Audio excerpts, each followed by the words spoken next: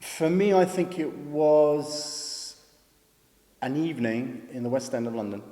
I was probably about 16, 17. Eraserhead was on, David Lynch.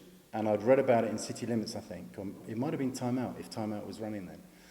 And I it had these weird reviews, and it just sounded strange.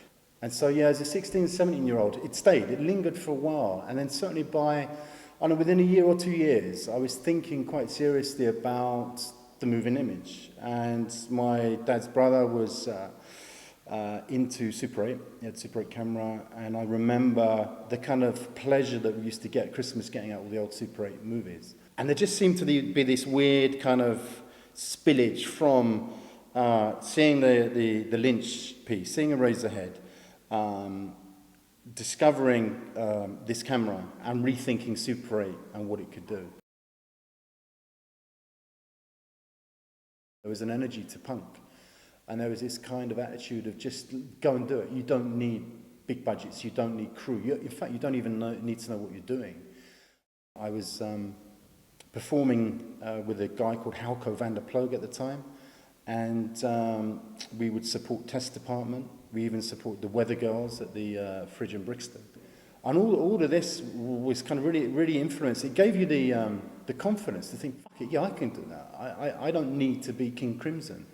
You know, I don't need to be Pink Floyd. I can go out and make stuff.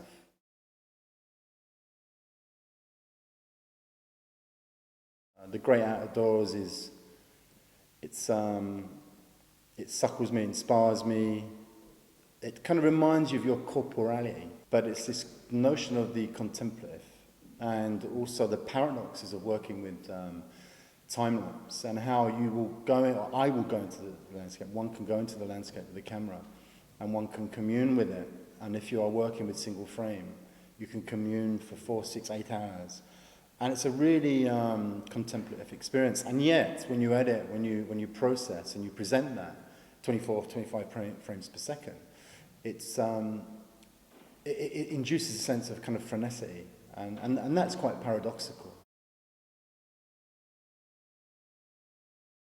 It's vital, it's really important, it's significant to the work. And right back from the get-go, the early days, it was kind of a reaction against a lot of the land art that was going on. People like Stuart Brisley, Joseph Beuys, men, look at me, look how serious I am. I was impressed by what they were doing, but it was devoid of humour. And, a piece of work like Klipperty Klopp was an exorcism in a way. It was a homage towards a lot of the work of Hamish Fulton, Richard Long, being outside in the landscape, Joseph Beuys and Stuart Brisley, but it was meant to be funny, and it was meant to be transportative. It was goon-like. There were elements of Keaton in there, Charlie Chaplin. And so it was kind of slapstick, and that, I think, underpins a lot of what I do nowadays. Still, the most important thing was to be funny and have a laugh when you're making the work, and that maybe the audience would be having a laugh when they're watching it.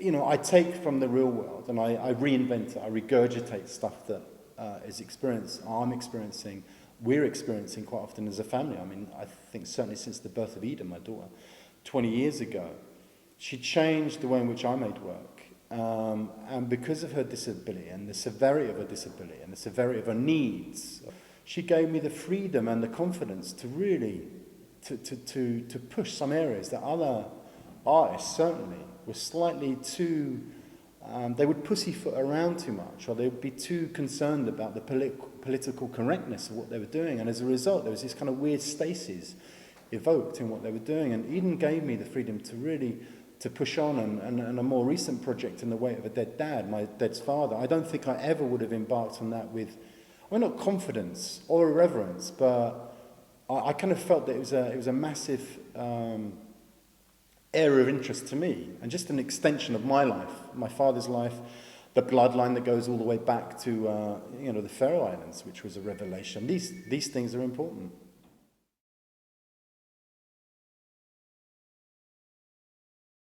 I'm working on a new feature film called Alexander Ivel, Dog Star Boy.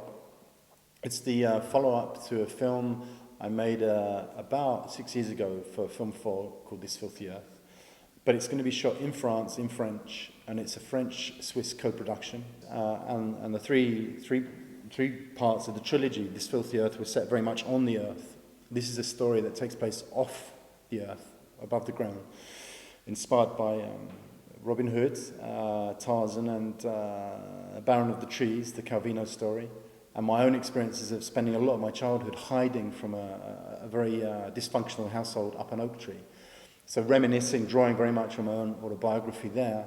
And then the third part of the trilogy would be set underneath the ground.